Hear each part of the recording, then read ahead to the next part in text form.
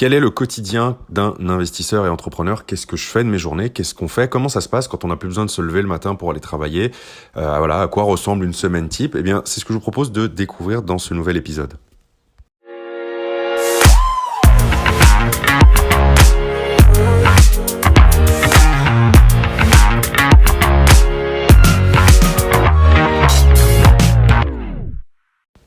Bonjour et bienvenue dans ce nouvel épisode. Je m'appelle Julien Loboda, je suis investisseur depuis 2012 et dans ce podcast, je vous aide à créer votre liberté avec l'investissement immobilier. Alors, dans l'épisode d'aujourd'hui, je vous propose qu'on voit un petit peu à quoi ressemble le quotidien d'un investisseur entrepreneur. Bien loin, je pense vous en doutez, du bling-bling qu'on peut parfois voir sur Internet, ou même souvent d'ailleurs.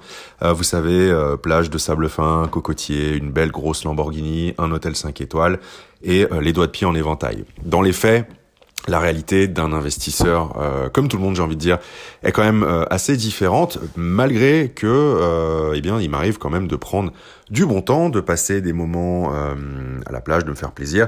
Sauf que ces moments, ils arrivent plus souvent et ils sont certainement plus longs que quand on est salarié, pour la simple et bonne raison que je peux faire ce que je veux de mon temps et je n'ai pas de contraintes. Maintenant, comment se passe concrètement une semaine type quand on est investisseur et entrepreneur? J'ai deux activités, une activité d'investissement immobilier et une activité de formation en ligne, de coaching, de prestations, d'accompagnement sur l'investissement immobilier. Donc en fait, contre toute attente, mes semaines sont toujours rythmées par une certaine routine qui est assez simple. Mais la différence par rapport à avant, quand j'étais salarié, c'est que cette routine, je la fais par plaisir. Donc en fait, 80% de mon temps est constitué et fait de la même façon. Du lundi au vendredi, je me lève à 6h30 le matin. Je lis pendant 1 heure pendant que je prends mon café et mon petit déjeuner. Donc ça c'est ma session formation. Je n'arrête pas de me former. Tous les jours, je me forme. Après, je vais au sport pendant 1h30. Je rentre. Je travaille pendant 1h30 à 2h. Je déjeune. Je retravaille généralement pendant 3 à 4 heures, et je coupe aux alentours de 17-18 heures pour ensuite me consacrer à des choses perso, voir mes amis, voir ma famille, faire de la moto, aller me balader, etc. Des activités de monsieur et madame tout le monde, finalement. Donc ce qui a changé fondamentalement, c'est que maintenant j'organise vraiment mon temps comme je le veux, et que je travaille quand même beaucoup moins longtemps que quand j'étais salarié. Je travaillais à peu près 9 à 10 heures par jour avant. Maintenant, si je travaille 6 heures, c'est vraiment un maximum. Il m'arrive de travailler plus quand il y a des coups de bourre, bien évidemment, mais ça reste une exception. Ça, c'est la façon dont je vais organiser mon temps 80% de l'année. Le reste du temps, soit je pars en vacances, effectivement, soit je suis en déplacement pour suivre des chantiers de rénovation, aller visiter de nouveaux biens immobiliers, partir à la rencontre de clients, des clients que j'accompagne en coaching ou des clients en ville ou des gens qui me suivent parce que j'organise aussi régulièrement des petits événements entre investisseurs dans des grandes villes de France.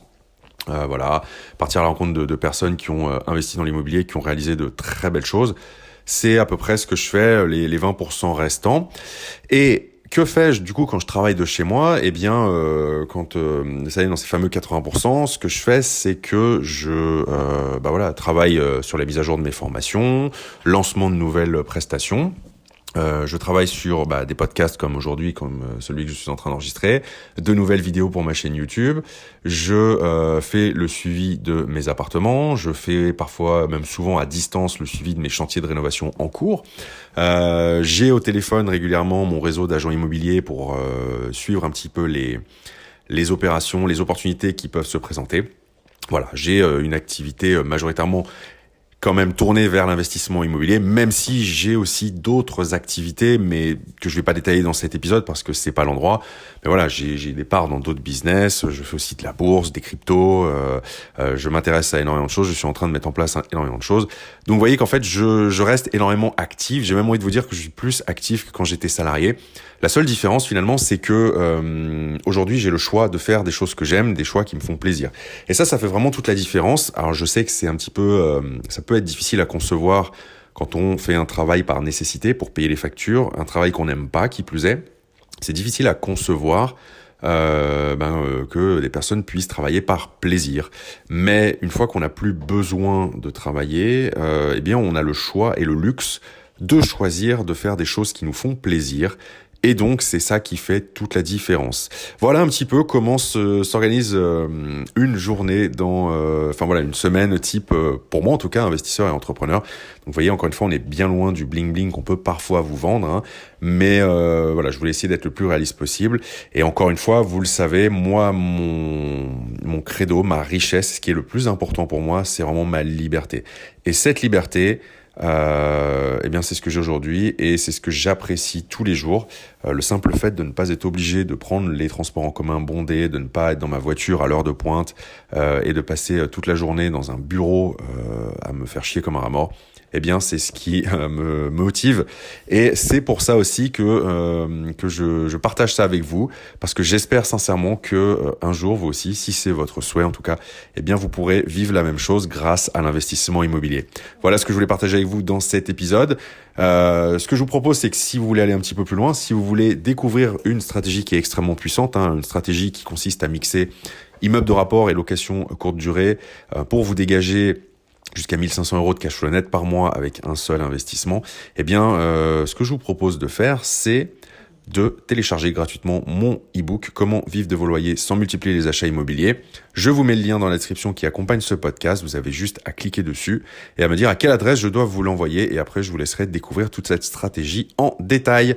Merci à vous d'avoir écouté ce nouvel épisode jusqu'au bout et je vous dis à très vite pour un nouvel épisode. Ciao!